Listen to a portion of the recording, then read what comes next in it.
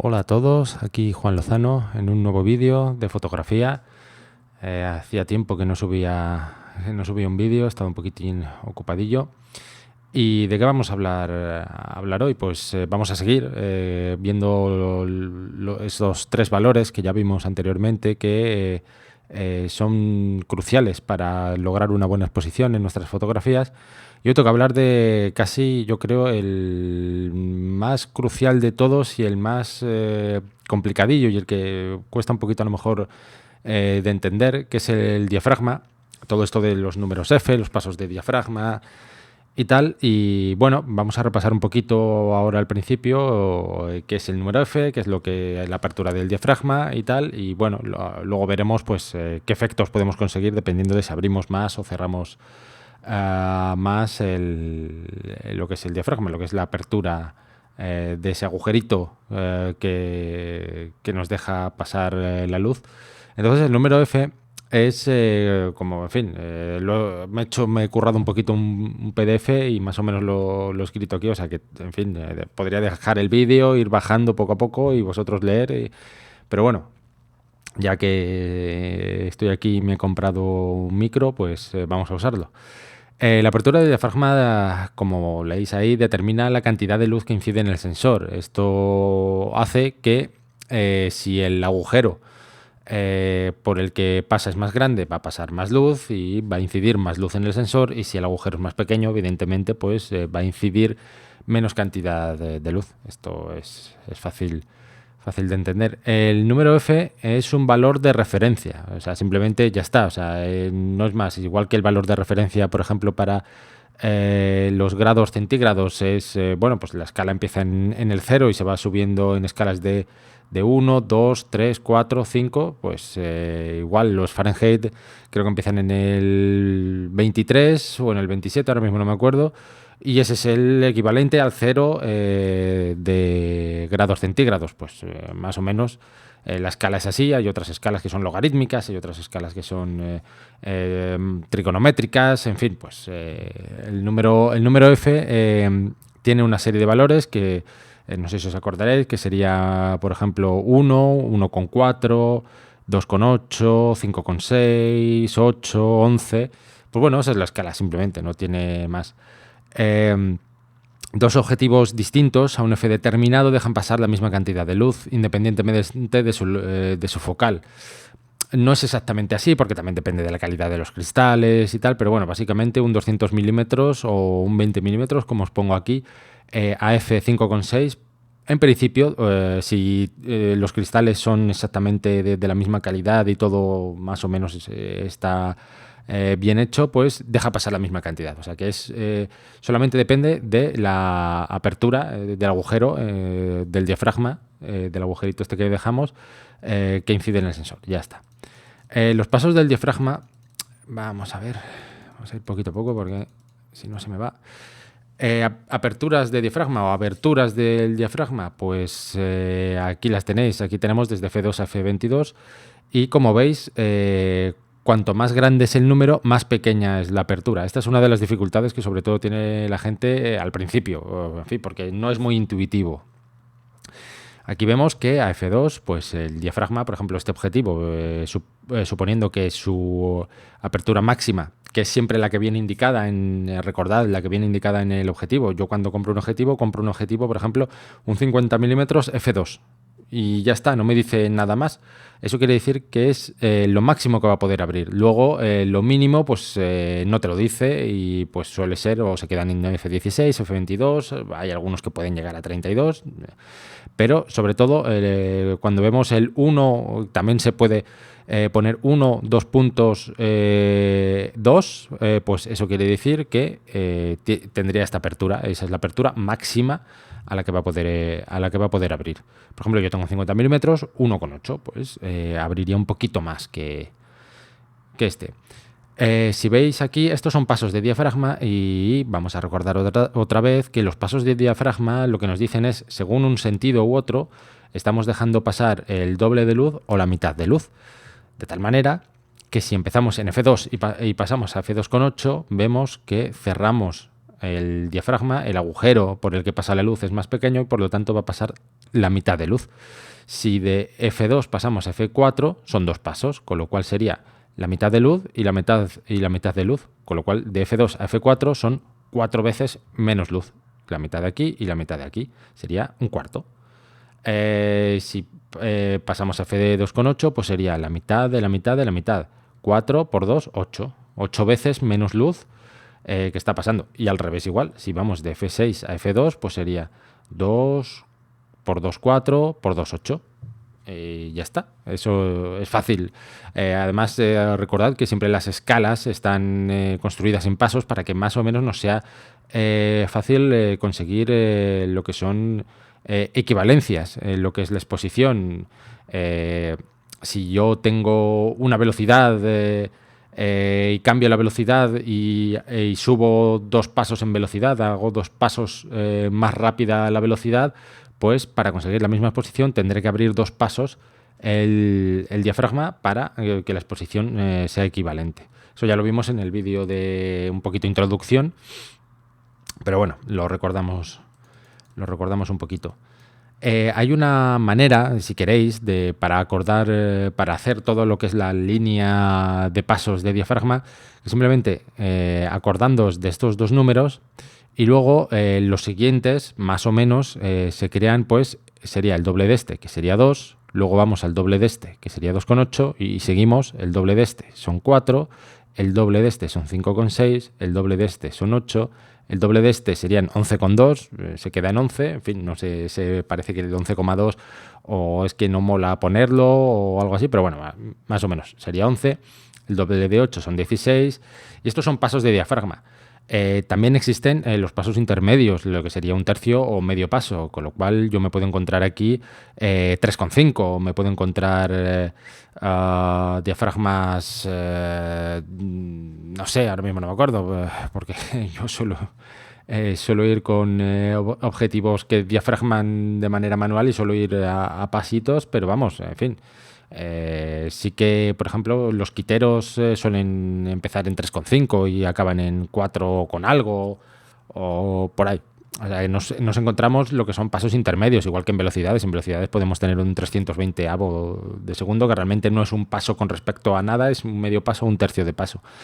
Entonces, pues en fin, no os extrañe encontraros, aparte de estos, podemos encontrarnos otras aperturas intermedias que lo que hace es que podamos afinar todavía muchísimo más, con lo cual está muy bien el que tengamos, si puede ser tercios, bastante mejor.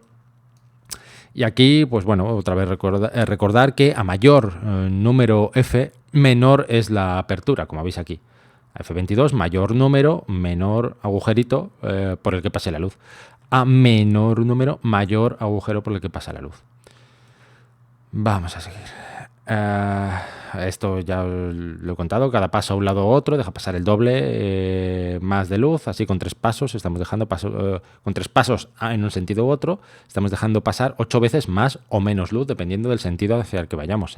Si vamos en sentido de cerrar el diafragma, será menos, y si vamos en sentido de abrir más el diafragma, pues será más luz. Y aquí entramos en lo interesante de las aperturas, aparte de para conseguir más o menos luz, entramos en una cosa que se llama profundidad de campo, que es la zona de la escena que aparece con suficiente nitidez. Aquí no sé si se va a poder ver bien, no sé. La cuestión es que a mayor zona nítida de ese campo, mayor profundidad de campo. A menor zona nítida, menor profundidad de campo. Menor zona nítida, digo, en profundidad, lo que serían en metros. De tal manera que, por ejemplo, yo creo que sí que se ve muy bien. A F16, siempre, cuanto mayor es el número F, o como si os recordáis, mayor número F, menor apertura del diafragma, la profundidad de campo va a ser mayor. Esto que es lo que vamos a ver más zona nítida. Vamos a ver que desde esta chica hacia atrás, en profundidad, vamos a tener todo esto enfocado. Aquí veis que la zona de atrás pues, tiene más o menos detalle. Y sin embargo, si veis aquí en F1,4, con una apertura muy abierta, vemos que ella sale enfocada, sin embargo, el fondo ya sale muy desenfocado. Esto viene muy bien, sobre todo si, por ejemplo, queremos hacerle a ella una foto y el fondo no nos interesa absolutamente nada y queremos destacarle a ella o cualquier motivo. Si estamos haciendo fotografía macro, estamos haciendo fotos a un bicho, una hormiguita, o una mosca o lo que sea, o a un reloj, algo pequeñito, pues y el fondo no nos interesa, pues hacemos pues esto. Abrimos el diafragma a tope y el fondo pues nos va a salir tan difuminado, tan borroso, que no nos vamos a fijar en él. Esta fotografía, si nos la presentan, pues hombre, pues ya nos fijamos aquí, empezamos a ver, ¿qué es esto? Tal, no sé qué. En esta, bueno, sí, nos podemos fijar, pero centramos muchísimo más la atención en la chica, y luego pues también los pasos intermedios. Está en un monumento, pues a lo mejor sí, pues estaría bien poner un 4,5, un 5,6, para que, bueno, pues ella salga bien nítida y el fondo pues salga un poquito más nítido, que se vea bien, que a lo mejor, yo qué sé, si estamos en París, en la Torre Eiffel, pues que aparezca la Torre Eiffel un poquito borrosilla, pero que se vea que es la Torre Eiffel. Entonces, pues con las aperturas pues vamos jugando sobre todo para ver si queremos centrar un motivo o no. Si estamos, creo que por aquí lo he puesto, bueno, aquí más apertura del diafragma, menos profundidad de campo, y también de la profundidad de campo depende de la focal. ¿Esto qué quiere decir? Que un 300 milímetros a igualdad de apertura me va a dar más profundidad de campo.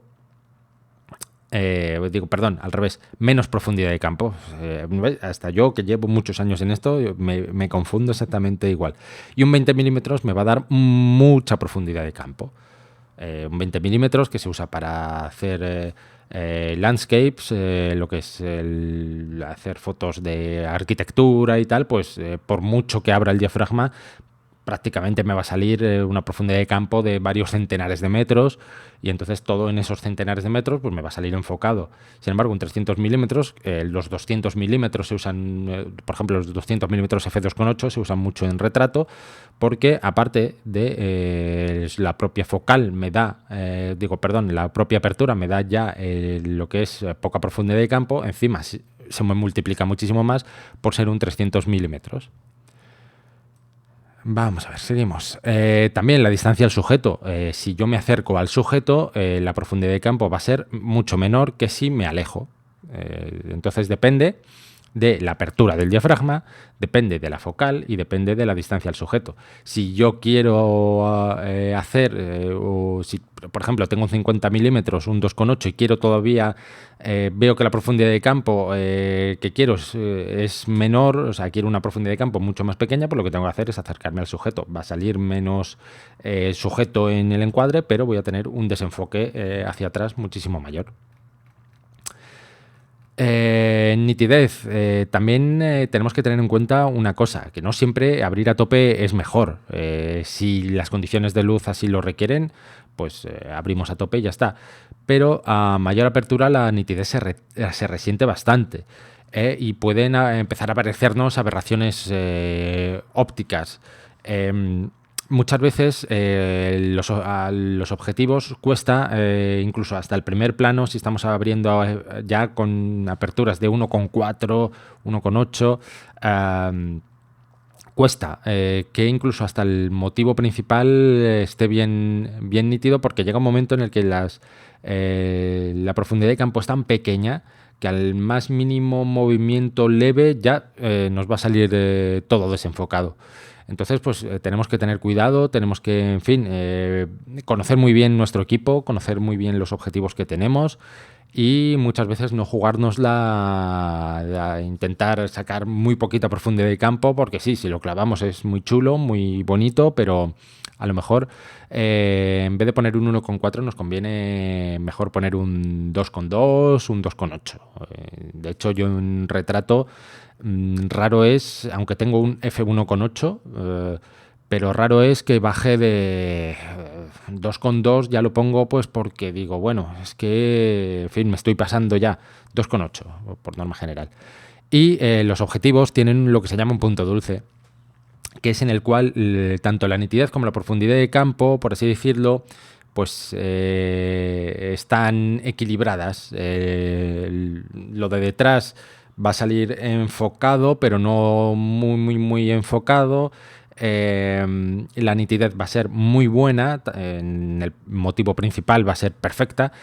Y las aberraciones, todas esta serie de cosas que pasan con la luz, pues en fin, pues al entrar en las difracciones, al entrar por un agujero, en fin, los rebotes, cosas raras con las lentes, al cambiar de medio y tal, que le pasa a la luz, un 50.000 perrerías que puede hacernos, pues es la menor posible. Suele estar entre F8 y F16.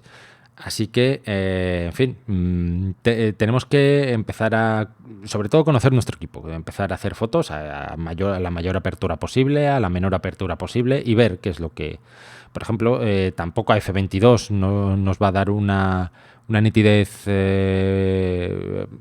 impresionante, porque ahí ya también empezamos a tener lo que son aparatos y cosas raras que empieza a hacer por pasar por un agujerito la luz tan pequeño y también empieza a hacer cosas raras, así que cerrar a F22 pues muchas veces no está justificado, a no ser que queramos hacer una foto con un gran volumen de luz, pero por norma general no suele ser recomendable, a no ser que sea un objetivo ya muy bueno, buenísimo, espectacular, de varios miles de euros, y a lo mejor sí, pero en el rango que nos solemos mover todos.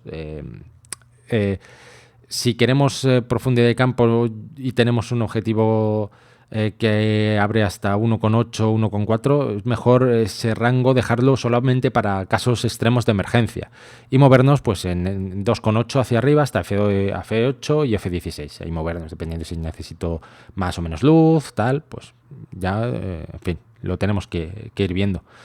Y bueno, aquí distancia hiperfocal es algo que hasta a mí me cuesta entender muchas veces. En fin, yo os lo dejo aquí, tampoco os lo voy a explicar porque seguro que os voy a liar. Pero bueno, se trata de la distancia más próxima a la que debo enfocar con unas condiciones de apertura dadas y distancia focal, para que la zona razonablemente nítida que hay por detrás llegue hasta el infinito. Hasta a mí me cuesta entenderlo muchas veces, de verdad. O sea, os lo pongo porque os lo vais a encontrar. Si no os lo habéis encontrado ya, y oye, si lo entendéis casi, en serio, si lo entendéis, explicádmelo a mí a ver si como el razonamiento, porque a mí, yo hay veces que digo, sí, ya lo he entendido, y al día siguiente no lo entiendo. O sea, no. Pero bueno, ahí quedaría. ¿Qué usos de la profundidad de campo? Como os he dicho, pues la profundidad de campo, por ejemplo, si estamos haciendo retrato, pues un retrato es bueno tener poca profundidad de campo para aislar y dar mayor preeminencia, mayor atención a la persona, al niño, la chica, el chaval, los chavales, el grupo, y lo de detrás, pues sacarlo lo más... en fin, lo menos nítido posible. Entonces, pues lo que hacemos es poner el diafragma para que tener una profundidad de campo reducida. Igual que digo, pongo el diafragma, pongo mi focal para tener una profundidad de campo reducida, o si estoy muy lejos, pues me acerco para, sobre todo, reducir.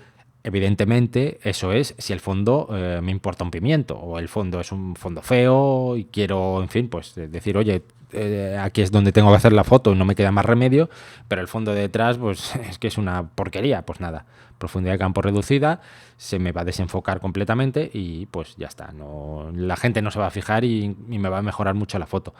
En paisajes tengo que hacer lo contrario. En paisajes quiero que salga lo máximo posible nítido. Así que, ¿qué es lo que tengo que hacer? Pues tengo que cerrar el diafragma. ¿Para qué? Para que tenga una muy buena profundidad de campo, una gran profundidad de campo. Y, en fin, pues así asegurarme la nitidez y tener pues todo enfocado. Y, en fin, pues yo creo que ya esto estaría, más o menos.